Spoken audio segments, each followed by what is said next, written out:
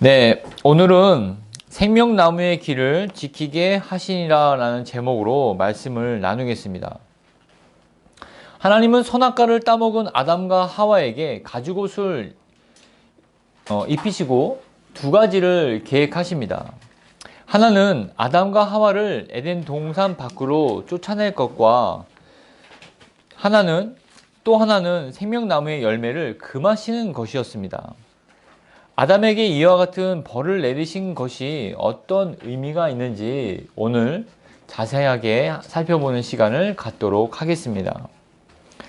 하나님은 스스로 생각하시기를 이 사람이 선악을 아는 일에 우리 중 하나같이 되었으니 라고 하시면서 그가 그의 손을 들어 나무도 따먹고 영생할까 하노라 하시면서 고민을 하십니다.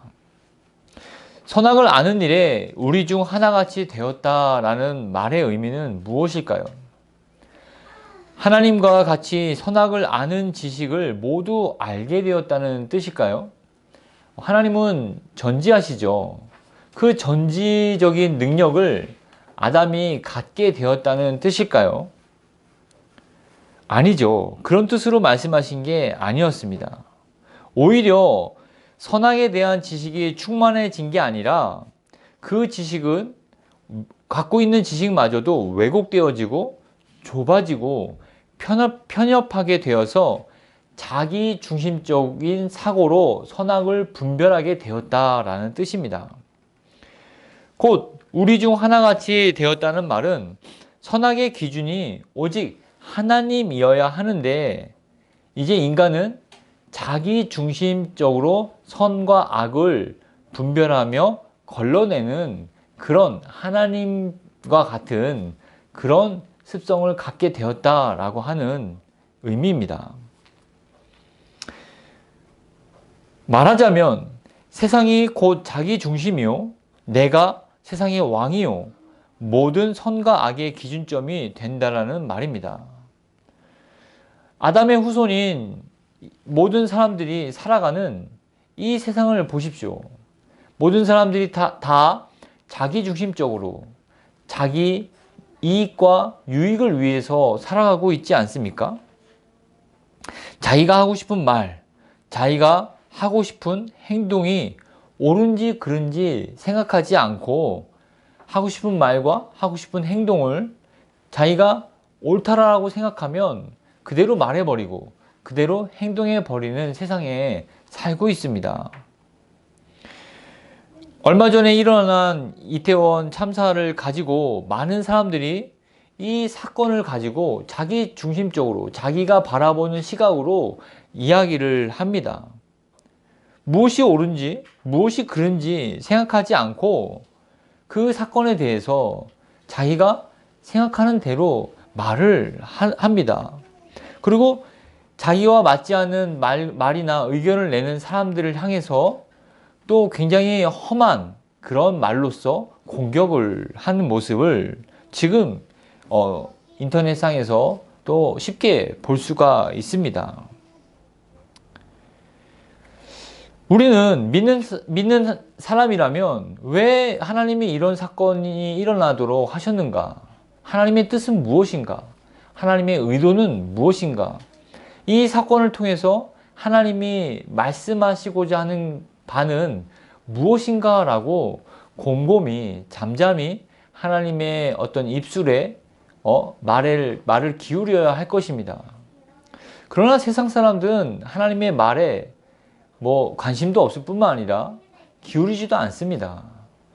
그렇기 때문에 또 한 사건을 가지고 또 아웅다웅 다툼을 하고 또 싸움거리로 또 그렇게 전락해 버리고 말게 되는 것이죠. 자기와 반대 의견을 내는 사람들을 향해서 예수님 당시에 가늠하다가 잡힌 여인들을 돌로 쳐 죽이려고 했던 사람들처럼 덤벼드는 그런 모습을 쉽게 찾아볼 수 있다는 말씀입니다. 왜 이런 일들이 일어날까요? 모두 자기 자신이 하나님 자리에 앉아 있기 때문입니다. 하나님은 이러한 타락한 죄인의 습성을 잘 아셨기 때문에 이 사람이 선악을 아는 일에 우리 중 하나같이 되었도다라고 말씀하신 것입니다.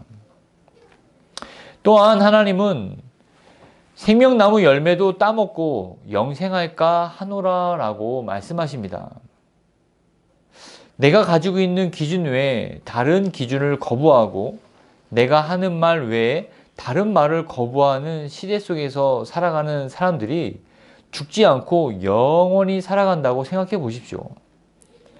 아담과 하와는 에덴 동산에서 쫓겨난 과거가 있으니까 그 죄에 대한 경각심을 가지고 또 살지 않았겠습니까? 그러나 그의 바로 아들인 가인만 하더라도 그의 동생을 죽인 일을 저질렀습니다. 이런 가인 같은 사람이 영원히 살아가는 세상을 생각해 보십시오. 가인은 동생 아벨을 죽이고 나서 참회했다라고 성경은 기록하지 않았습니다. 오히려 멀리 도망가서 에녹 성을 쌓고 자신의 어떤 왕국을 또 세워서 자신의 어떤 두려움만큼 더 큰 세력을 넓혀갔다라고 성경은 기록하고 있습니다. 여러분, 성을 한번 생각해 보십시오. 혼자 성을 축조할 수 있습니까? 많은 노동력이 필요합니다. 그 노동력을 또 착취하려면 얼마만큼의 또 폭력성을 가지고 그 일을 했겠습니까? 가인만 생각하더라도 이러한 가인 한 사람이 영원히 세상을 산다라고 생각해 보십시오. 그는 더 악해졌을 뿐만 아니라 그 자신의 어떤 그 왕국을 지키기 위해서 더 많은 폭력성을 세상에 떨쳐야 했던 것입니다.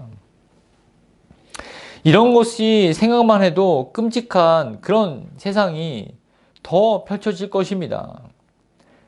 우리가 알고 있는 시대에 많은 사람을 살육한 그런 독재자들이 있지 않습니까? 레닌이라든지 스탈린, 마오쩌둥, 김일성 같은 사람들. 이런 사람들이 죽지 않고 영생하면서 세상을 살아가는 그런 모습을 상상해 보시란 말입니다. 물론 선한 사람들이 있겠지만 선한 사람들이 이런 악한 사람들의 핍박과 또 폭력을 당할 것은 불보듯 뻔한 것이죠. 이러한 자들이 만들어가는 세상은 하나님이 창조하신 목적과는 너무나 빗나간 세상이 되고 말았을 것입니다. 그래서 생명나무를 먹지 못하게 했다. 그렇진 않겠지만 우리는 어느 정도 이렇게 추측해 볼 수 있다라는 말입니다. 그리고 하나님은 그가 그의 손을 들어 생명나무 열매도 따먹고 영생할까 하노라라고 말씀하셨습니다. 아담과 하와가 선악과를 따먹기 전에는 생명나무 열매는 언제든지 손을 뻗어서 따먹을 수 있는 과실로 허락된 것이었습니다. 그러나 선악과 사건 이후에는 이 생명나무 열매는 금지되었습니다. 여기서 우리는 죄의 특징을 살펴볼 수가 있습니다. 죄는 우리를 유혹할 때 우리에게 더 큰 자유를 누릴 것 같이 얘기하지만 실제로 죄의 결과는 자유를 속박한다는 것입니다. 범죄하기 전에 허락되었던 이 생명나무는 범죄 이후에는 금단의 열매가 되었다는 것이죠. 제가 며칠 전에 이렇게 한 학원을, 여러분들이 들으면 아실 만한 그런 큰 학원을 이렇게 창업한 그 학원 원장님이 하는 얘기를 들었습니다. 그분이 수험생들에게, 자기 제자들에게 동기부여를 하기 위해서 이렇게 얘기를 하더군요. 인생은 보통 쉽고 재미있고 즐거운 일은 다 나쁜 일이다. PC방에서 밤새워 오락을 게임을 하고 만화방에서 만화를 밤새워서 보고 나면 말할 수 없는 절망감이 몰려오지 않는가. 그러나 정말 의미 있고 가치 있는 일들은 늘 고통과 함께 우리를 찾아오지만 그 일을 해낸 다음에는 말할 수 없는 환희를 맛보게 된다라는 것입니다. 이런 말을 하면서 그분이 이 말씀을 하신 그 원장님이 크리스찬인지 아닌지는 모르겠습니다. 그러나 이 성경의 원리를 꿰뚫고 자기 자신도 이렇게 살았으며 또 자기 제자들에게도 이와 같은 원리로 살도록 동기부여를 하는 모습을 보게 되었습니다. 이와 같은 원리가 우리에게도, 우리의 삶에도 적용된다는 것입니다.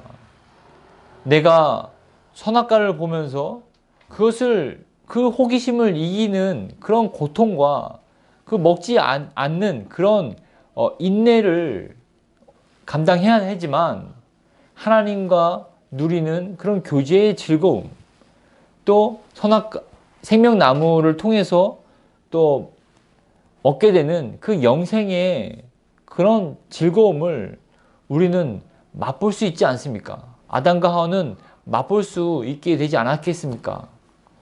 그러나 그 모든 인내와 그런 모든 고난을 쉽게 저버린 결과는 그 자유의 속박이라는 것입니다.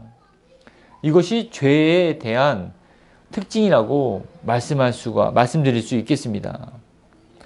하나님을 섬기고 예배하는 성도인 여러분은 죄 앞에서 어떤 태도를 가지고 살아가십니까?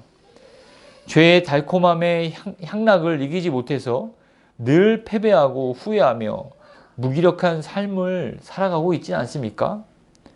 죄에게 빼앗긴 시간만큼이나 그 자유만큼이나 빼앗긴 경건과 빼앗긴 담대함과 빼앗긴 능력과 지혜와 또 그 빼앗긴 거룩함에 대한 애절함을 느낀다 한들 며칠이 지나면 또 반복되는 그 죄의 습성 가운데서 죄의 수레바퀴를 돌리며 살아가고 있지는 않습니까?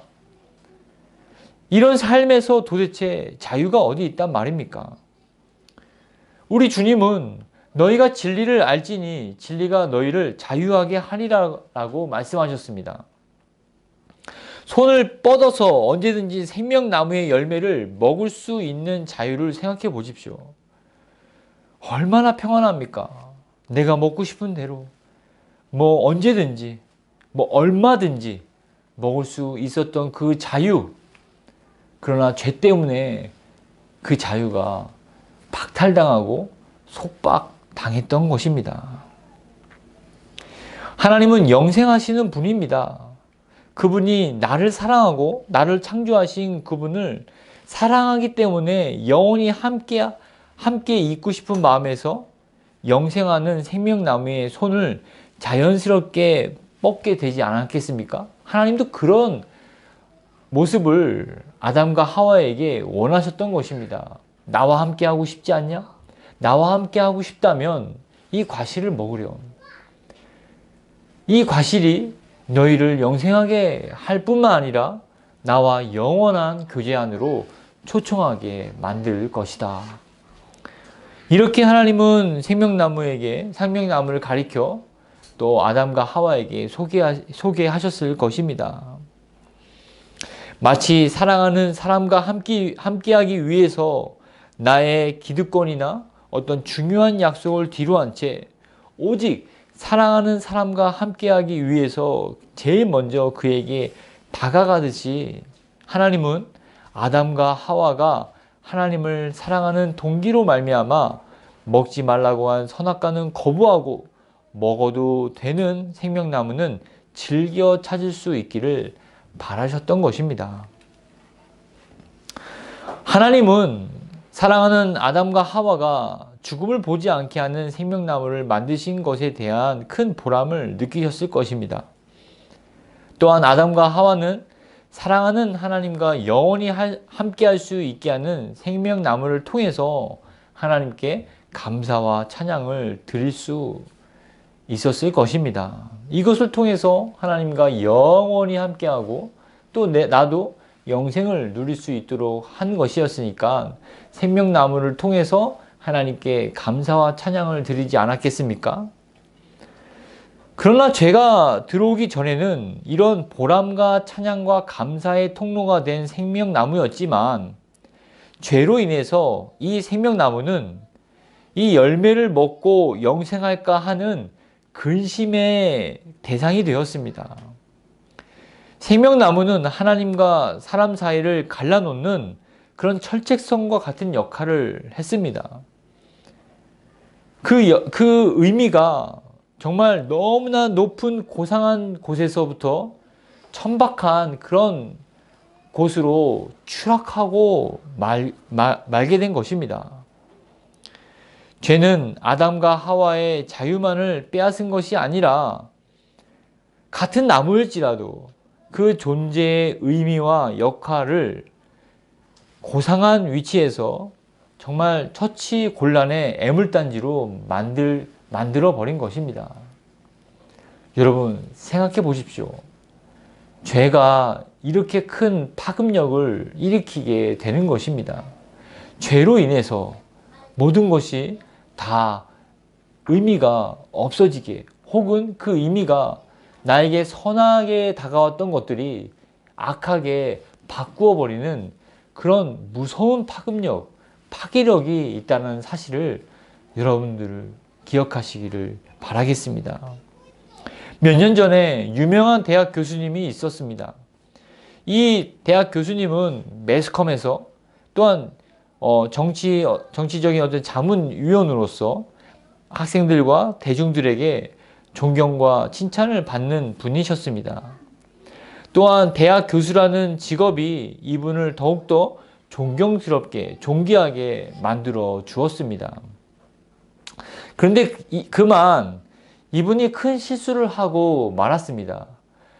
거하게 술을 드시고 또 정말 남들에게 지탄받을 만한 그런 행동을 했던 것입니다. 사람들은 이 교수님에 대한 실망감으로 등을 돌리기 시작했고 이 교수님은 사회적으로 이렇게 종적을 감추게 되었습니다. 본인이 선한 행동을 할 때는 그 교수라는 직책이 본인을 도와주는 그런 역할을 했지만 그 큰 실수로 말미암아 그 교수라는 직업은 오히려 물속을 가라앉는 그런 사람에게 매달려 있는 그런 큰 이렇게 돌덩이와 같은 역할로 더 깊게 더 빠르게 추락하게 만드는 그런 역할을 했다는 것입니다. 무슨 말인지 이해되시죠?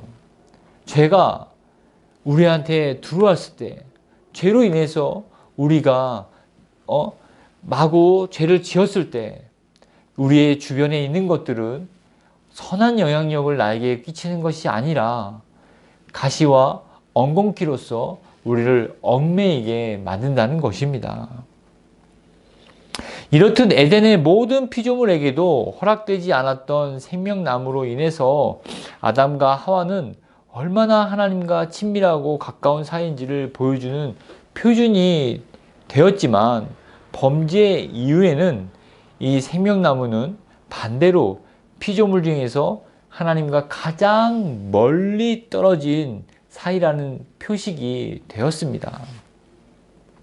제가 자꾸 비슷한 이야기를 반복해서 말씀드리는 이유는 죄는 이렇게 모든 상황을 손바닥 뒤집듯이 바꾸어 놓는다는 것을 여러분들이 잘 이해하셨으면 하는 바람으로 같은 예를 반복해서 드리는 것입니다.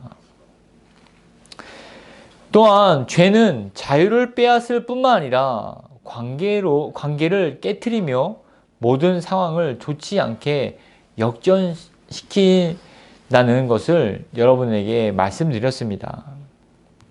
이어서 23절에서 하나님은 아담과 하와에게 다음과 같은 조치를 취하십니다. 창세기 3장 23절을 우리 같이 한번 읽어보겠습니다. 창세기 3장 23절입니다. 시작. 여호와 하나님이 에덴 동산에서 그를 내보내어 그의 근원이 된 땅을 갈게 하시니라.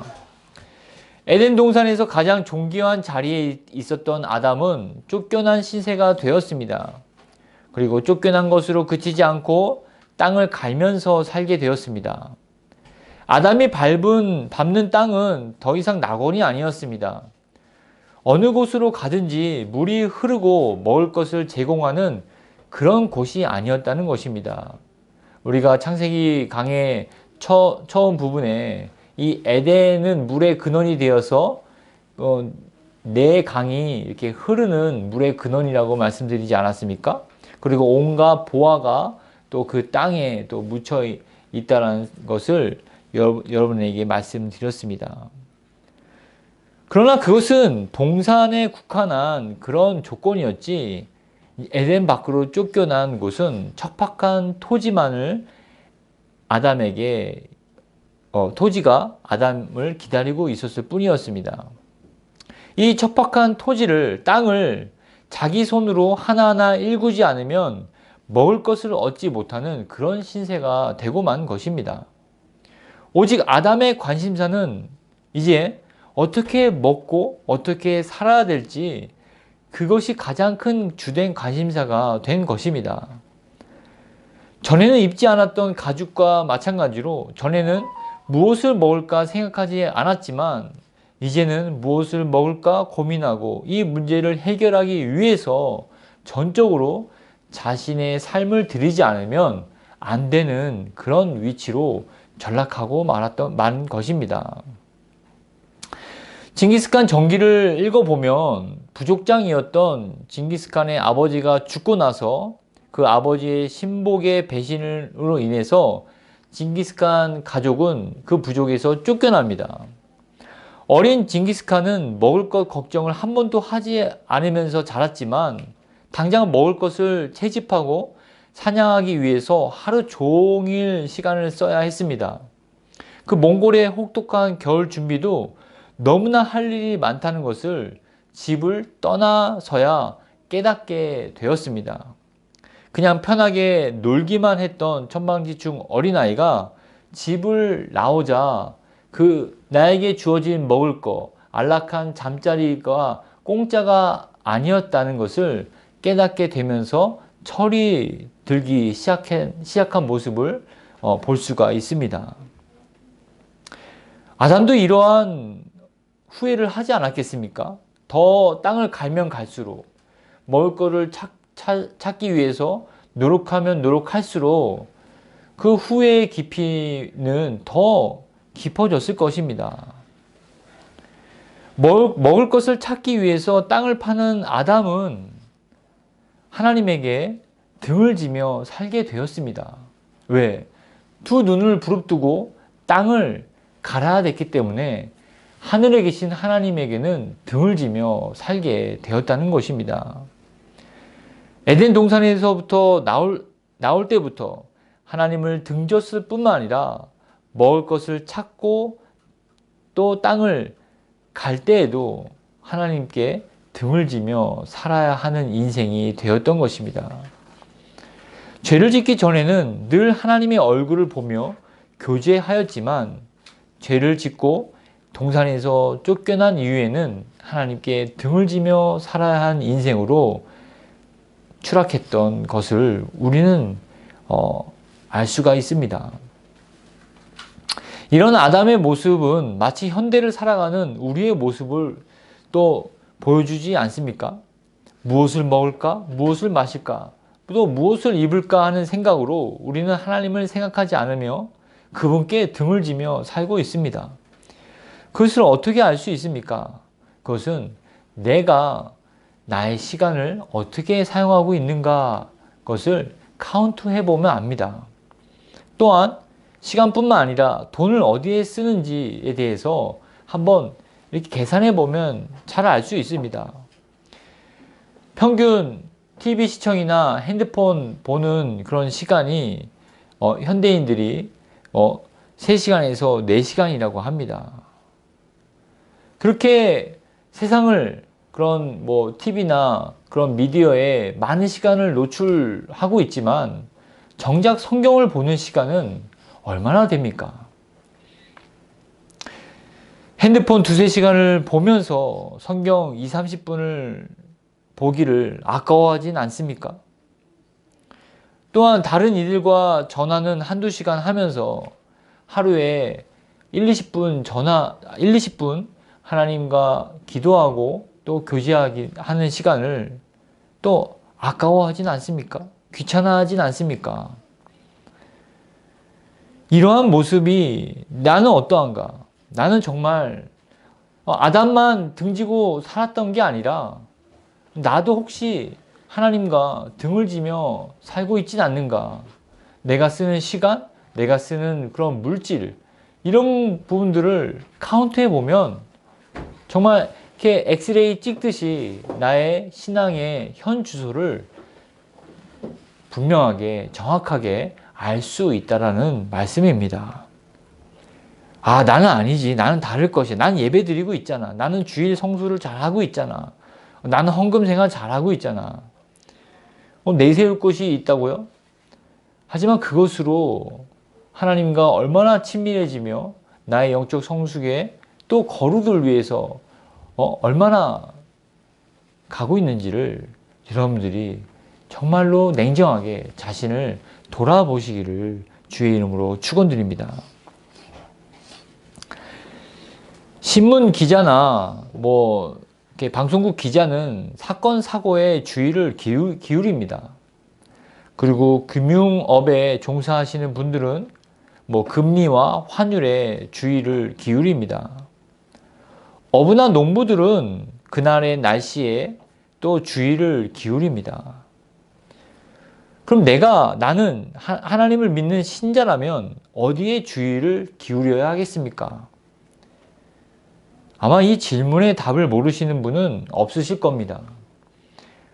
군인이 자기 상관의 명령에 그 입술에 어떤 명령이 떨어질지 주의를 기울이듯이 여러분들이 내가 그리스도인이라면 나를 창조하신 하나님께, 나를 구원해 주신 하나님의 말씀에 주의를 기울이는 것이 당연하다는 것입니다. 이것이 그리스도인의 본분이자 사명입니다. 다음은 24절을 보겠습니다. 창세기 3장 24절. 이같이 하나님이 그 사람을 쫓아내시고 에덴 동산 동쪽에 그룹들과 두루 도는 불칼을 두어 생명나무의 길을 지키게 하시니라.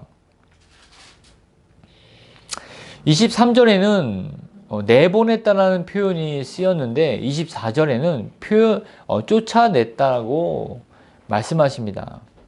아담과 하와는 쫓겨난 신세가 되었습니다. 마치 한 국가에서 쿠데타를 일으켰으나 실패로 끝나버린 반정부 그런 인사가 되어서 하나님의 나라에서 쫓겨난 것입니다. 대부분 쿠데타는 부패한 정부에 대한 심판으로 일으키는 것이 보통이지만 그러나 아담은 자기 욕망에 사로잡혀서 쿠데타를 일으킨 것입니다. 하나님이 금지한 선악과만 훔친 게 아니었습니다. 하나님처럼 되어서 하나님의 자리를 훔치려고 했던 것이 아담의 욕망이었습니다. 선악과를 먹고 그렇게 되지 않았습니다. 오히려 쫓겨났고 쫓겨다니는 도망자 신세가 되었습니다.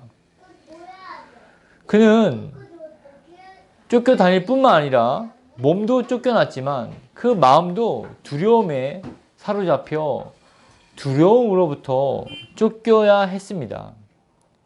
후회함으로써 쫓겨야 했으며 또 강한 죄의 유혹으로부터 쫓겨야 했습니다. 자신뿐만 아니라 자신의 어떤 자녀들도 그 후손들도 죄악에 쫓겨 서로 죽이고 미워하고 전쟁하는 그런 비극적인 모습에 쫓겨야 했습니다. 땅을 갈아야 하는 인생은 자기가 지은 죄 때문에 받아들일 수 있지만 자식들이 어느 정도 커서는 아담에게 아빠가 선악과만 먹지만 않았어도 우리가 이런 고생을 하지 않았겠습니까? 라고 하면서 그렇게 원망과 그런 아버지에 대한 그런 질타에서도 아담은 쫓겨야 했습니다.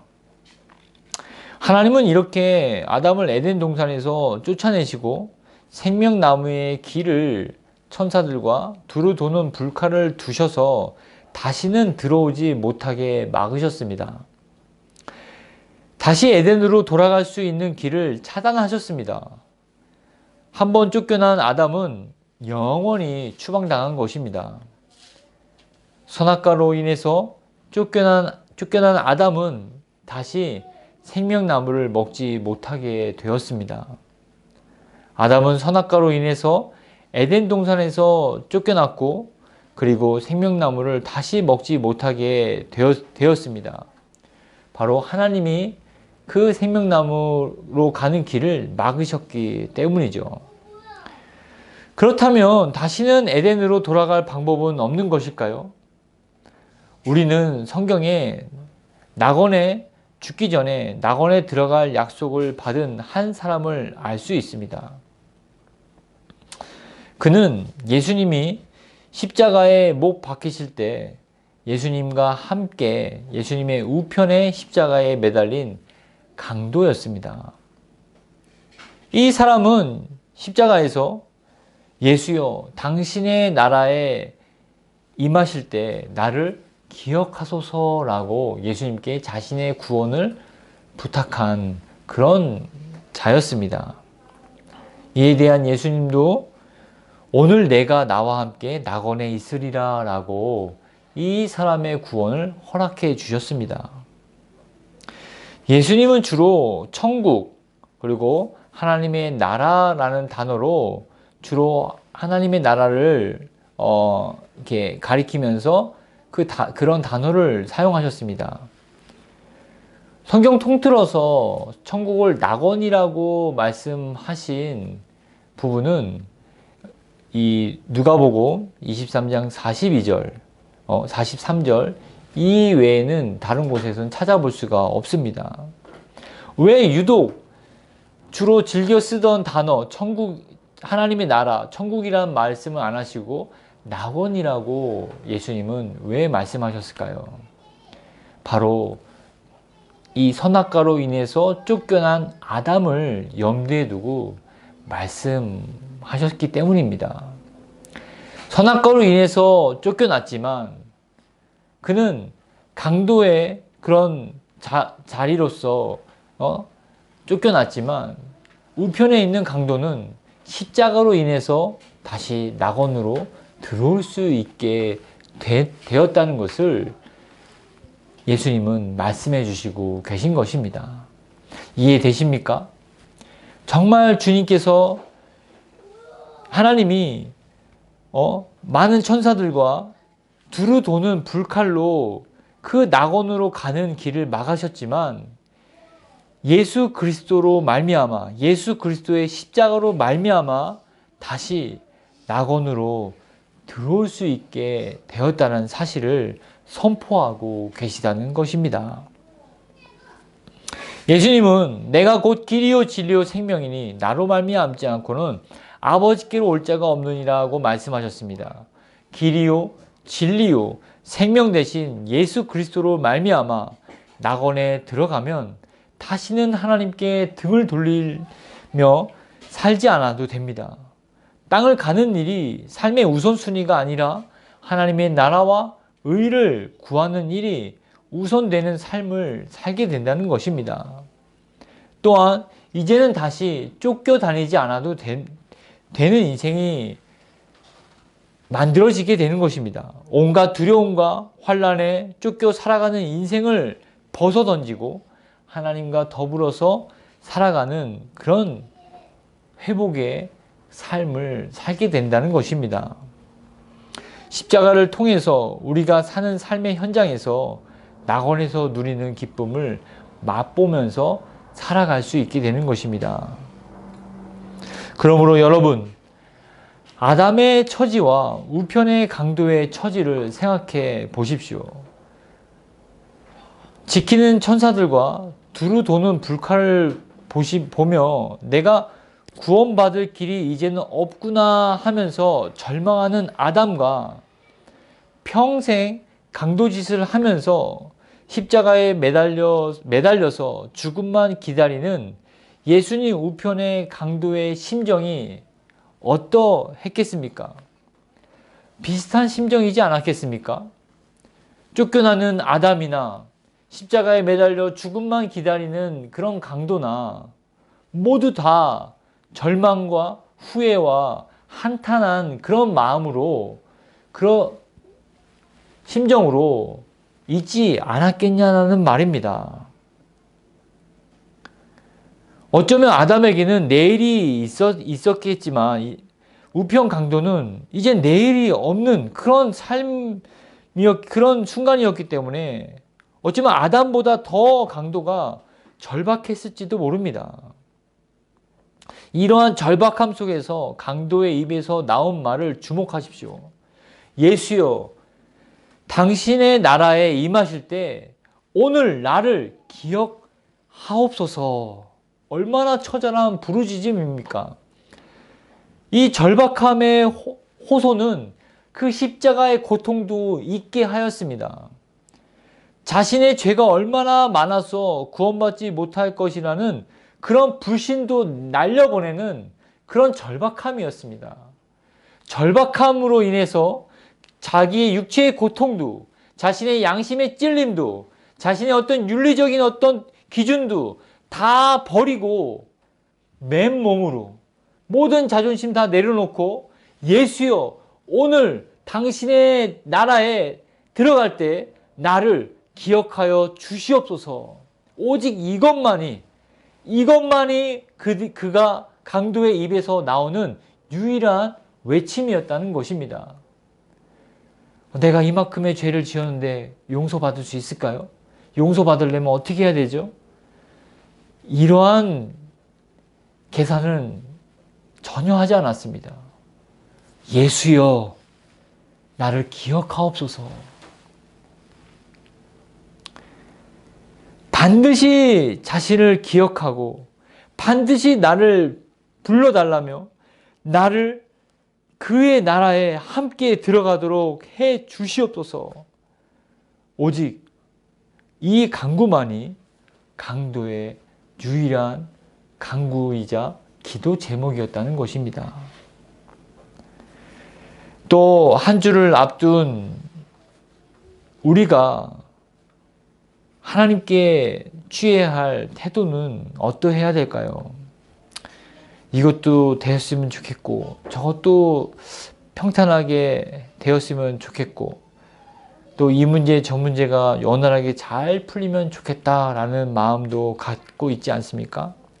그러나 우리가 주님을 부르짖을 때 우리의 구원보다 더 큰 문제는 없다는 사실을 기억하십시오. 하나님이 내게 주신 그 영생을 누리며 그 영생의 감격을 맛보며 살아가는 것 외에는 더 큰 기쁨을 줄 수 없다는 사실을 기억하시며 이 우편 강도가 예수 그리스도를 불렀던 그 절박함으로 하나님을 부르짖으며 살아가기를 주의 이름으로 축원드립니다. 기도하겠습니다.